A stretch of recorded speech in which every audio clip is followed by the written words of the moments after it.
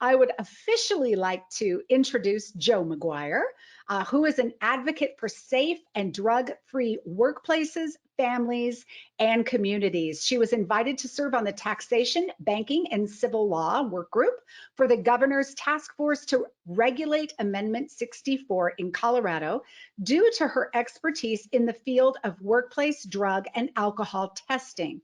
Jo is the executive director of the National Drug and Alcohol Screening Association. She is a national conference speaker, published author, and the president and CEO of 5 Minutes of Courage.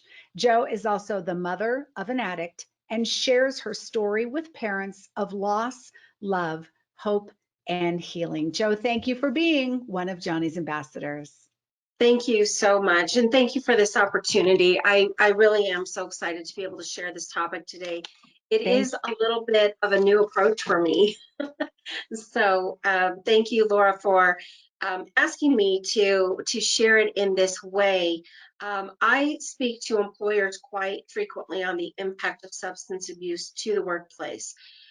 So the first few slides that we're going to go through will give you just a glimpse of an overview of what we normally talk about, and then expanding that out into how families are impacted, how the employees are impacted by children or family members who are struggling with substance use disorder. It's a whole area of enlightenment for anybody listening. If you have if you're an employee, you have coworkers in your life, or anybody who struggles with this, I think this is deeply educational to the workplace and the impact. So we're going to talk about what's trending in contemporary marijuana products that target children, understanding the impact of substance use dependence on families, and recognizing how the workplace is impacted by that, and then how can employers foster workplace wellness. And that's a lot to cover in a short period of time, so I'm going to dive right in and probably speak really quickly at times, so bear with me because I have a lot to throw at you, and I'm just going to start blowing through it. So these are the slides that I was talking about. This is what I typically will share with an employer in the workplace when I'm doing training. Roughly 9% of full-time employees themselves are illicit drug users. That increases with part-time employees. We know that substance abusers are 5 times more likely to file work comp claims. They have more industrial accidents and injuries, less productivity, greater absenteeism. Those who are surveyed that are illicit drug users self-report to the National Survey of Drug Use and Health. Yep, I change jobs regularly, I leave them, I get fired, I take unexcused absences, early time off. I've sold drugs to other employees. I've admitted that drugs adversely affect my job, and I've stolen from coworkers to support my habit. So that's a huge impact in and of itself. Then we very rarely talk about the ripple effect to those who are in these homes where substance use is happening. But to continue in this vein, operating machinery under the influence is high risk. Danger increases when reflexes or judgment are compromised, which can also happen by those who are under stress, but this is why we recommend a drug test, right? And then this last bullet is always so significant to me. Substance abusers are responsible for 40% of all industrial fatalities. And then, of course, these things are exacerbated when you have employees who use marijuana. We have a lot of data and statistics to show that as well. And then I always try to help them understand this from an economic point of view. Employee substance use costs U.S. businesses over $400 billion per year in lost revenue. And that happens, and it is magnified to the small business owner because of that turnover, that absenteeism, that tardiness, etc. So when we look at now how we take this out to a greater perspective of, I'm a family member, this is in my home, I'm trying to come to work every day and concentrate. The family members themselves, maybe you yourself, if you're on this call, maybe you're dealing with this issue and you may not understand how this impacts you at work. But first, really briefly, let's take a look at how the industry is targeting our children so that we can see clearly that, so I think that workplace can be where the stigma really comes in to parents of addicts, because it's like, well, I thought you're a person who has it all together. I thought you're someone who, you're a hard worker and you're this and you're that. And then you've got a kid at home dealing with substance abuse. It diminishes your reputation. It hurts. And so there are times when it's good to take a look and say, there are all these forces working against me. And in this day and age, kids are less likely to now listen to their parents for their main influencer as they are to social media and all these other impacts. So let's just take a quick look at that to kind of validate that, I know I didn't set out to raise an addict. I'm sure you didn't either. Remember that your coworker didn't either. So right now, the greatest use, medium for kids is vaping. And we know that vaping is an epidemic amongst our youth. Almost 60% of new marijuana users each year are under age 18. Onset is now age 10 to 12 rather than 12 to 14. 25% of eighth graders have vaped in the last 30 days, and those numbers are growing exponentially. Media is coming at them constantly with cartoon characters and messages to students and specials and coupons and anything and everything they can to get that entree to kids for use. The products that are disguised as sugary candies and the products that really are meant to mimic and mock other branded labels, to me, are so disturbing, because you have very young children, especially in homes where, or neighbors' homes, friends' homes, where these products are around, and they may not recognize the subtle difference in a marijuana product versus a standard product that's sold, in the grocery store. And they very frequently grab these and then are suffering from poisoning. And then you have the industry making images that are friendly to our children, products for children. Often there are families that promote this and have their kids dressed in these products, and they're just using these kids as a little billboard. And so how can our kids not be impacted by this? Of course, we see detrimental harms to youth, and you may have other presentations on this today. I just felt like I shouldn't dig into this without making sure that we say some of these things, that increased youth use by volume and frequency of use is happening in states where legalization has occurred. I already mentioned younger age of onset and the poisonings. We also see school drug violations and higher dropout rates, increased ability to complete education, greater mental health challenges with psychotic breaks, depression and anxiety, which kids will take this as a way to treat mental health and depression, and they say it helps with my anxiety, not realizing that it's exacerbating and creating a cycle that makes it worse. Driving while impaired, increased car crashes and fatal incidents is also a tremendous problem amongst young people, who will still say it makes me a safer driver rather than understanding the harm that it causes. We're seeing higher suicide rates, more welfare dependence later in life, lower IQ points, which is a permanent brain change that does not heal over time. All of this, we have the science to show. So these are things that parents are dealing with. These are the cycles that they are experiencing. And so now, how does that impact our families?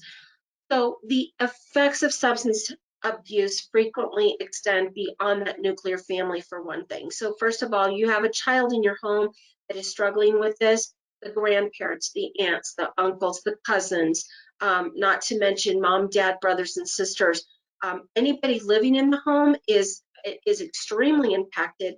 But this certainly has a ripple effect, and I've seen this in my family for sure. Just had a conversation last week with a family member that said, I didn't always understand what was going on, but it was scary and it was big, and our family would talk about it, and we worried, and all of these other things. It was a distraction, and it was terrifying. And so it does tend to ripple out to those around us, whether we realize it or not. But they can also, it changes the family dynamic, because we saw family members that withdrew and said, well, we're not going to have our kids around that individual because they have this problem, because it's scary. We have a family member that's dealing with that right now, is someone who's struggling with substance use. And then there's another family with younger children, and they don't want that bad influence on their children, and so they've withdrawn and said, you can't come around us, we're sorry, this is our safe boundary right now. So on both sides of the coin, there's feelings of abandonment, anxiety, fear, anger, embarrassment, guilt, and it just ripples and ripples, and then that deteriorates your support system, right? Families who are dealing with substance use, there is tons of economic stress, and this can create financial problems because you're in these cycles of treatment and rehab, and you're throwing all your resources and time, effort, and energy, therapy. All these things are not cheap. Some people mortgage their houses to get the next, therapy or treatment plan. A 90-day long-term treatment plan can be those kind of dollars. Sometimes they don't have insurance programs, and so all of this is on them to come up with this money, and they may borrow it, and who knows what happens. But that's a big one, and I don't think that it can be overstressed. That the financial impact is very real, and of course we're going to see how that impacts workplace in just a minute. There could be abuse and violence in the home, and it may be an impact from the person using the drugs. It could be people are getting stressed, they're at their wits' end, and so out of frustration they're doing things they would not normally do. Or maybe this was already a family pattern, and then it becomes increased and magnified. Single parent families are extremely impacted by these things. As you can well imagine, siblings can then start acting out and having their own issues. You've got all the attention on this kid who's the squeaky wheel with the addiction problems. Sometimes that gets compounded by a sibling who says, well, maybe that's my answer. There's a variety of things. The parent who's the caretaker, and it could be both of them, but they can feel trapped while caring with the person with the substance use disorder and feel like I can't take care of myself. They can often become emotionally numb and just overwhelmed and just say, I can't handle one more thing. This has become my life. Neighbors, friends, extended family members. I mean, everybody kind of ends up getting in on the impact of this. Again, we talked about the social isolation. There is almost always a lack of coping skills because who's prepared to deal with this? Who has this experience, and where are the experts, and who tells you what are the right things to do and not do? And so stress management can often be completely unhealthy. We can use food to cope. We can use zoning out through media, and there's a variety of things that end up happening there that are unhealthy for everyone in the house. You can have other stress-related illnesses, autoimmune diseases will kick in. We've seen people whose MS flares up, or fibromyalgia, or whatever else happens. You can have patterns of depression in the family because this thing can just seem so unfair. I remember when my family was going through this with my son, and I had a younger daughter who was trying to enter into high school and have proms and homecomings and have a normal life and be in marching band and have shows and this and that. And nothing could ever be set in stone that we would go to this concert or be able to prepare normally for these special events in her life because her brother maybe had to have another event happening with him, and I had to be at the police station reporting a runaway, or go up to the mental health facility that was in another part of the state because that's where the beds were, and fill out paperwork or do the parental, the family counseling event. And so everything in our lives was constantly in chaos. And so those are some of the things. And then there can also be this oversensitivity to others who use any kinds of medications or drink socially, because you're constantly now like hyper aware to substance use disorders. And so you might be seeing that devil behind every tree, right? There can be family patterns that become negative and downbeat and just always centered on the crisis, which is common and normal in this situation. You can become inconsistent in your life because, as I mentioned, nothing is predictable anymore. So you can't promise to be here or do that or finish that at any given time.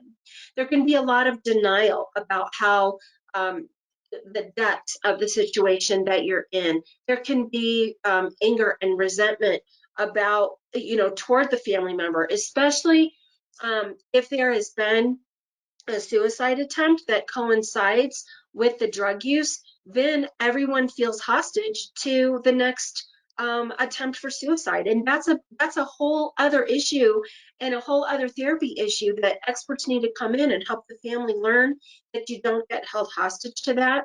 But it's almost an inevitable thing of, what if I make this decision and put down this boundary and say this thing, and then there's going to be another attempt, and it's just, or another use pattern, or a relapse, or what, and so you're just always walking on eggshells.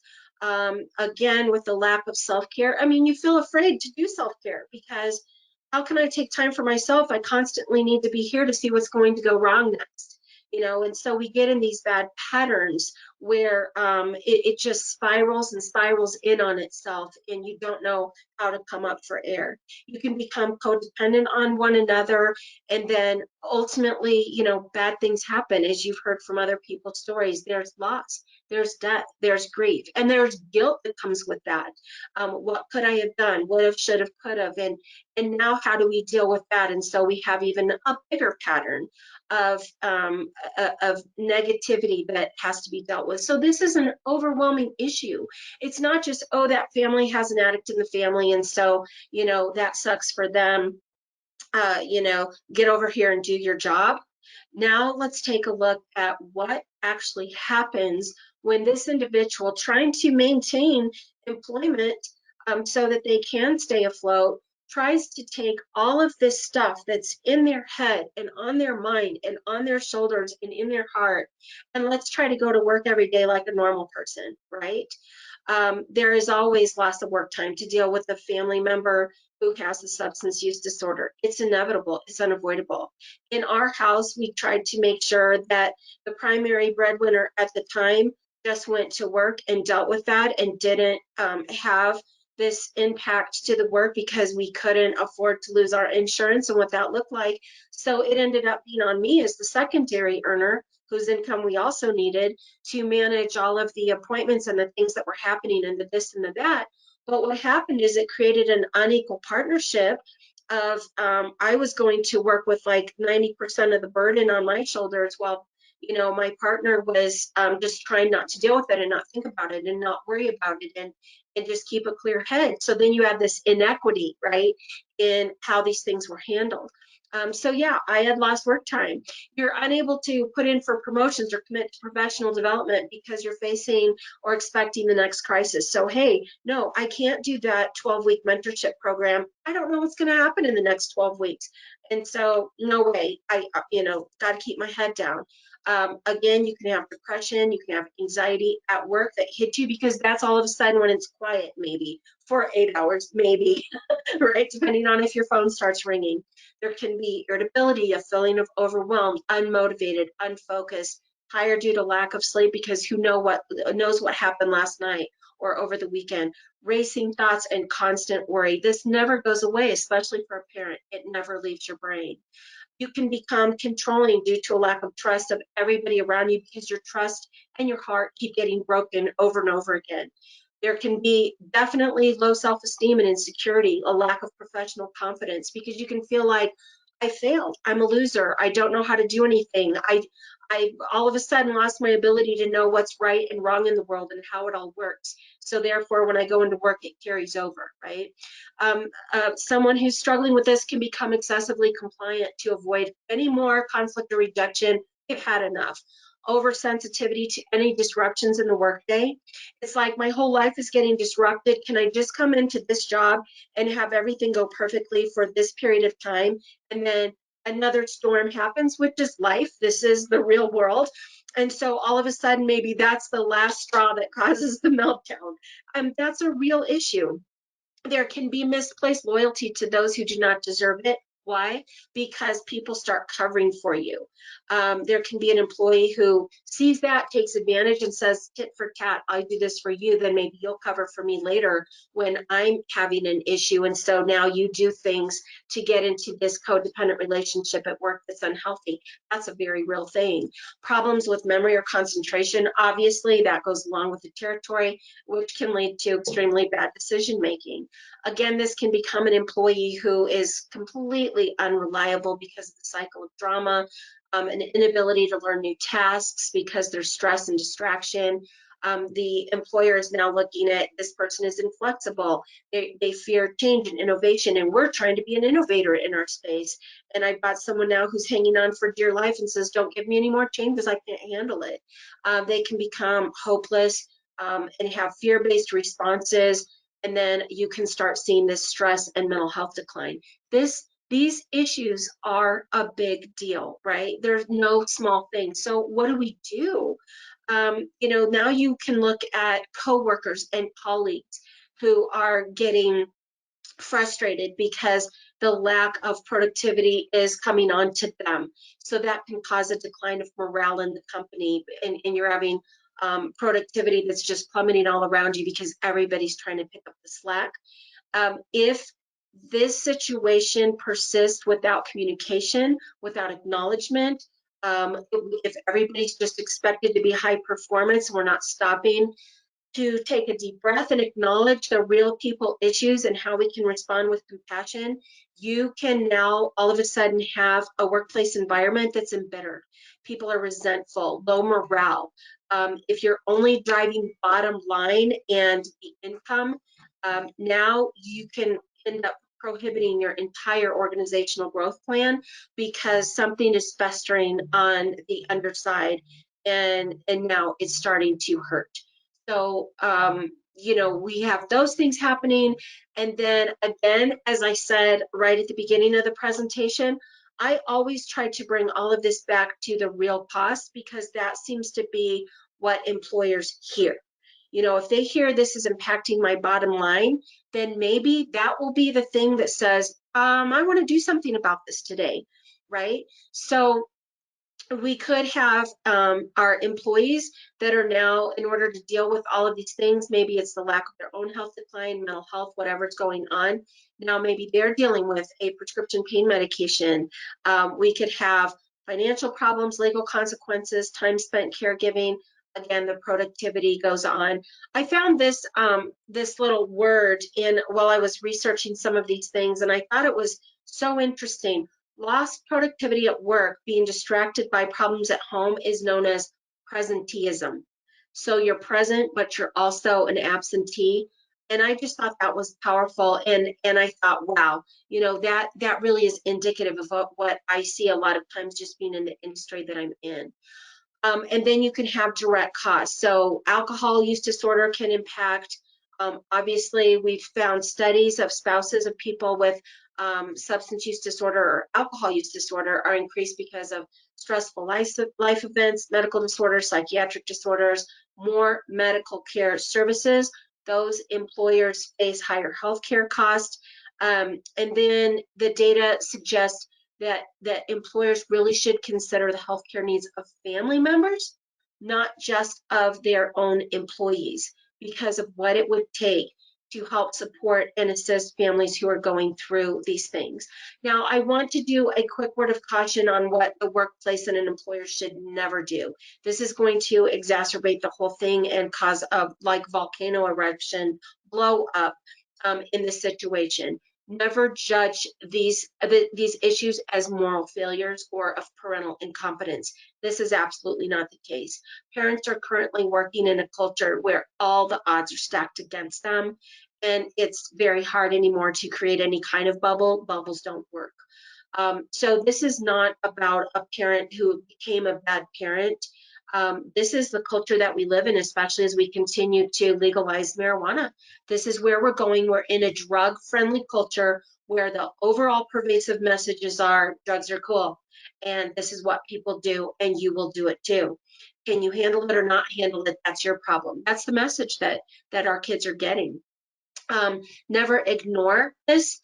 It can create a catastrophic outcome. Never, never, never ignore drug problems in the workplace for any reason. You could end up with culpability and liability there. Never make light or make fun of the situation. I had that happen to me as a mom, and I can tell you that it was not helpful. It was extremely painful. Don't throw out constant threats to terminate, creating a toxic work environment. Never shame, blame, or guilt trip. Avoid incentives and reward programs due to expectations of failure, right? So what I mean by this is don't avoid. Don't avoid offering the employee who's impacted a way to better themselves, a way to better their situation, a goal to reach for. Don't think, well, they can't do it right now, or they don't want to, or they can't handle it, or whatever. Give them light at the end of the tunnel, but give it to them on their time. Don't ever perpetuate or allow gossip or rumors amongst colleagues. That is something that could get you sued and you will lose. Don't promise to be a second family in the workplace and then abandon your people.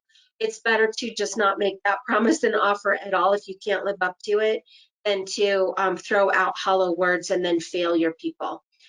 What type of support is needed? I mean, anybody in the workplace, especially if you're an employer, get educated on the disease of addiction. I have this argument with people all the time saying, no, that's a choice. It's not a disease. I don't buy into that. That's just giving people the ability to be a victim and have an excuse. And there is brain science around addiction, and people are predisposed to it genetically, and their brain acts differently around these substances than yours does. And yes, it's hard to understand that if that's not how your brain acts. It's hard for me. My brain doesn't act that way, but it is real. And when you listen to an addict recount what their experience using a substance is compared to someone else, it's mind-boggling that their body just has this complete and total different reaction and then creates a need for that substance. And they have to learn how to handle that. So get educated and understand what that looks like, so you're not speaking out of ignorance and actually being an abuser to someone who's going through this because of the harsh, horrible words that are coming out of your mouth. Avoid enabling the situation by just feeding the fire and not being part of a solution.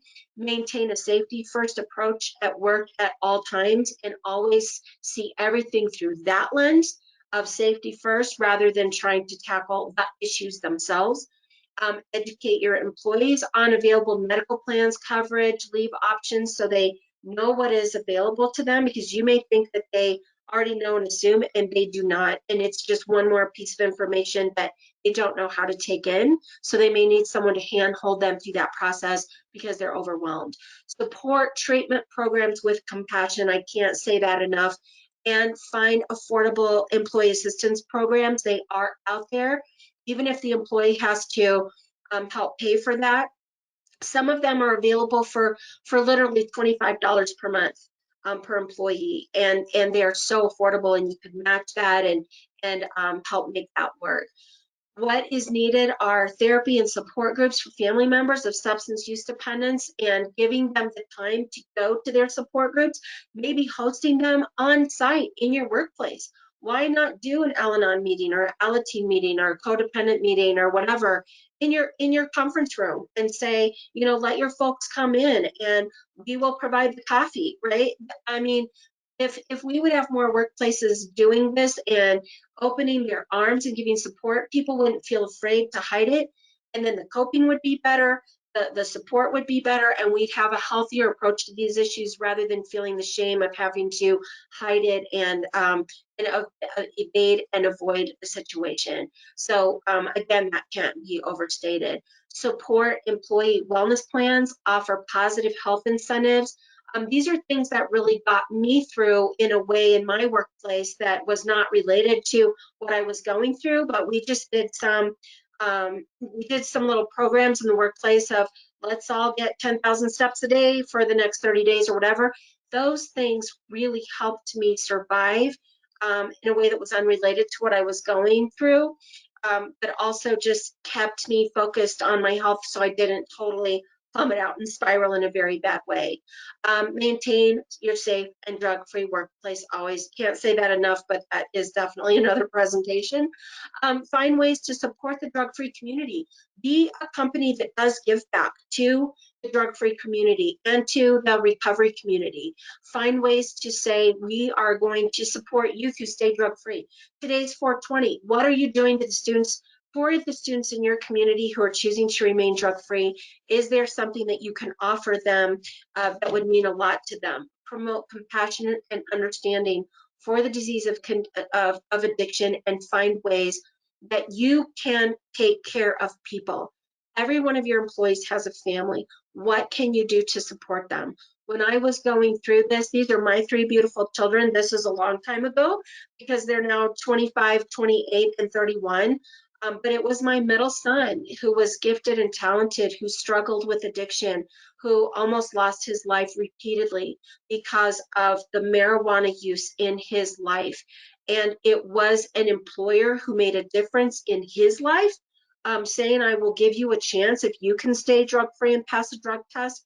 But for me, as the mom, I couldn't impact or influence him, and my life was chaos while I was dealing with all of these issues. And thankfully, today, he is safe, he is productive, he's sober, he has a family. Yesterday, or Sunday, I'm sorry, we celebrated his baby daughter's first birthday.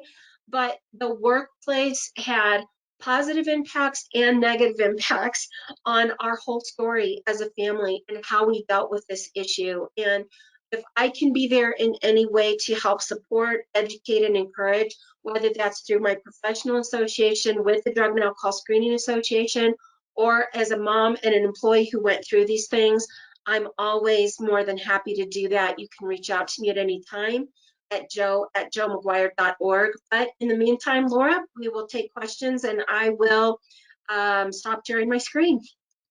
Wonderful. Thank you for sharing that email, joe@joemcguire.com. And I know this for me, and we have a comment, several comments, and a comment here from our friend, Sally Schindel, who said, Joe, I've never before seen this family pattern presented. This is so important. Those who have not experienced this must have no idea what this is like. So thank you for that. And I know people are going to have to watch this over and over again. So I'm very thankful this is being recorded because, like me, we both talk a million miles an hour, but you've crammed so much great information, and I really appreciate the ideas on just creating this culture of support and acceptance at work. So thank you so much, first of all. Let's see, comments are, this is so very supportive to us moms. You spoke my truth in caps and my current experience. Great information. Thank you. I'm glad your son is doing well, and I plan to watch it again. That was so much great information. A comment on what are the negative effects. Let's ask you that as a question. What are the negative effects that you've seen in participation in sports teams? Does this also impact sports performance? I know there are, many problems with high school, with, using marijuana in the team, as a team in the locker room. It's like a bonding thing. What have you seen around that?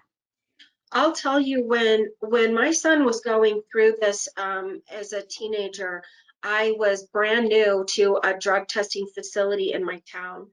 And I was just shocked at how often parents of, schools that are like prep schools, nice, great socioeconomic areas, where, I had a dad one time that came in and he said to me, last year, my son's school told me he had a marijuana problem, and I didn't believe them, and I defended him, and I said, not my son, ever, ever, no way. And he said, now I have this, and can you tell me what it is? And he reaches in his hoodie pocket and puts on the table in front of me all these little burnt foils. And I was like, that is either black tar heroin or it could be marijuana dabs, because the way that they looked and smelled and the tarry substance, I couldn't tell the difference. Now I wasn't picking them up and smelling them. I'm not a cop. I'm not, I wasn't touching them, but it was either heroin or it was dabs or wax. But I do believe I was looking at heroin. And he just burst into tears and was like, what do I do now? And I said, he's got to go to rehab. You've got to get treatment. You've got to get evaluation, And he said to me, do you think I can just rehab him on my own so he doesn't lose his hockey scholarship? Oh. And so I was just in stunned silence staring at him saying, No, he's No, going to lose nope. hockey scholarship. He's likely using heroin or some other hard drug. That his life is hanging in the balance here. A hockey scholarship is not the thing, right? His life is the thing. But parents are so caught up in that cycle of the sports is going to be the college scholarship that's going to be the key to success, that they are willing to overlook this. And yes, it can be very much our high achieving students who are caught in these cycles of addiction. It starts with some Adderall, it starts with high performance things. Sometimes it goes into, you know, those types of drugs, but very frequently we're seeing them with the illicit drugs in this regard. And so, yeah, there's a culture of silence. Also, that high pressure creates like it's 10 times the amount of shame if you actually own and admit that you've got a child struggling with addiction. These just are not good, healthy patterns and behaviors for any of us as parents. And one thing I'll say about doing this presentation, and again, Laura, I so appreciate you saying, how do we take your area of expertise and put it with our topic today and make something meaningful? Because I had never looked at, you know, I talk about marijuana in the workplace constantly. I've probably done the presentation, you know, 5,000 times with no exaggeration. And it never occurred to me to take a look at this from this point of view and communicate that in the context of what I do.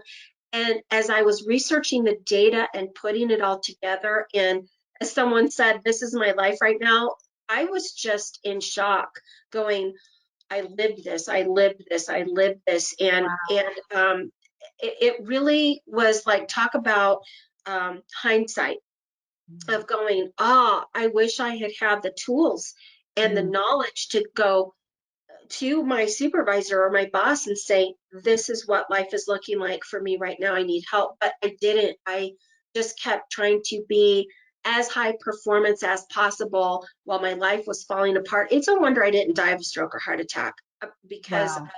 the pressure that I was putting on myself. And my daughter and I were talking the other day. I would work nights, I would work weekends, I would make up for every minute of time that I had gone out of the office to prove that I was a worthwhile employee. And that expectation was there that yes, you will, or you will be out the door, while knowing what was going on. And so the pressure that is on all of us when we deal with substance use disorder, no wonder we end up with mental health, disorders and depression and all these other things that go along. And self-care is so important. I remember the Thurstones, Chris and Christine Thurstone, pulling me aside at one point and saying, "You've got to do self-care." And I just laughed and cried, like hysterical crying and laughter of like, "What do you mean?" What? I'm doing that. No, you're not. Well, and You're so your right. yeah, and your ability, through that self-discovery and the hindsight, gives you now a new sense of vulnerability, connectedness, the ability to go out and educate others about who are going through this same experience, and encouraging, I think, workplaces to allow people to be more vulnerable. Well, while they wouldn't have done that before. And that's critically important to be able to have those conversations. I think it's much like, parents who are dealing with children with substance abuse or who died by suicide or whatever it is. There's this sense of shame, that I did something wrong. I should have, would have done that, and just to give them this reassurance and this confidence that this is the space that you're probably in right now, and to give them help. I think your work is so incredibly important and continues to be. And this is, I'm glad, a wonderful new focus for you. You have some questions, if I can ask you some questions. Oh, and some blessings. God bless you for sharing your experience and knowledge. Joe, it's so nice to see you and hear both your personal story and your professional presentation. This was a great job, great information, and thank you for your continued work in this area, and glad your son is doing so well. Gina Carbone.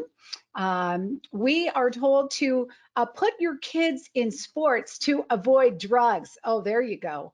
And I think your comment about how there's this hope, you know, and I so relate to that, because John and I, with, you know, Johnny had his scholarship, he had straight A's, you know, he was managing until the end to keep it together when he got 4 D's his last year in high school. You know, You you know, kind of just there have this is there used to be, and they're probably still out there, these protective factors for youth. Like if you incorporate all these protective factors, you're less likely for your kids to have these problems. And it's family engagement and social community and sports and academic expectations and all of these things. And they're great. But my kids hit all of them. My kids hit all of them. um, you know, we were in church. We lived a block from our church. They were in youth group. They were in sports. There were yes. high academic expectations. My son was gifted, and I didn't know what I didn't know was happening on the back end with the good kids and the good families. And that was a father who encouraged the boys to use medical marijuana to curb anxiety during a spring dance at Oh school. my. Oh, And I would have never thought or guessed that. And my son, when he took that first hit, his world changed. And I knew something changed and was wrong pretty quickly, but I went to the pediatrician, who was a friend from church. We never thought drugs. We were looking at everything else in the world because we were not that family. So, so traditionally, the protective factors, it's not that they're a bad idea, but our world has changed. And our attitude has shifted towards drugs in this country. And social media has flipped everything upside down to the point where there are no fail safes. There are no fail safes. We've got to deal with what we have to deal with. And we need to stop thinking that if we have this formula, we just won't have that problem. That is not the case. wow. Okay. Um, Joe, so wonderful as always. We are watching from Roanoke, Virginia. I love the pictures of your son. Miss you. Thank you for continuing to educate so many. That's from Nancy. Nancy Hands. What is the trend in Colorado for employers, Joe? Is it increased drug testing? Is it more lax drug testing because it's so hard to find new employees who can pass a drug test, so you don't want to drug test them? I heard the latter about Home Depot. Do you have insights on current trends right now? It really is all over the map. You know, there's no way to necessarily survey all of the employees in a state. We know some things by industry, but it Okay. also is very much based on the company owners. We see a big trend of company owners saying, drop marijuana, we don't want to test, no pre-employment testing, we'll take our chances. But we also see in another vein, those who are in highly safety sensitive positions saying, not for a single second will we compromise on this, and we're going to put down the hammer. It's interesting, those who choose not to compromise have better safety records, and those who use drugs, no, don't go there. So the drug culture has created a real havoc for the business owner who does not understand these issues and just thinks, well, you know, will this really impact me? Oh yes, it does. We have a long way to go on educating employers to help them understand. I mean, yeah, some of your major retailers have just said, you know, we're just going to give into this. There's nothing we can do. We'll let it go. And they will see significant losses from that. I always say we'll circle back in a decade or 20 and we'll be helping to right these wrongs when they finally learn the lessons. I hope it doesn't take that long, but it's all over the map and it just depends on the industry. Okay. Well, I think that everything that you're doing here, I mean, if you're dealing with this yourself, we have a lot of prevention specialists and coalitions who are listening. Parents, I mean, we're all involved in workplaces, whether we're directly impacted or not. We've learned from you where we have coworkers who are struggling. As leaders, you know, this is so critical for us to be able to help other team members who are struggling and to see the benefits of that in productivity. So I know everyone's going to spend time going back, looking through your handout. Please feel free to reach out to Joe, and she gives excellent, as you can see, virtual and live presentations and some closing thoughts. Joe, I'm so grateful for you, and we'll keep speaking up. Oh, it's Aubrey. Hi, Aubrey Adams. Someone asked, how can I easily share this with others? At the end of this session, the recordings will be on our website, as all of our past webinars are on our website. So we'll be breaking these up into pieces. You'll be able to go see Joe at johnny'sambassadors.org /recorded-webinars. You can get to that from our website. So all of these will be there. And Joe also gave a previous 1-hour presentation that is already on the website that is recorded about her son's story and about youth marijuana addiction. So please check that out. And Joe, I'm so grateful for your continued mentorship, your friendship, and mostly just your support and encouragement. I'm so happy that you're one of Johnny's ambassadors. I am so grateful. Thank you. Thank you so much. And thank you for all that Johnny's Ambassadors and you are doing, Laura. Thanks, Joe.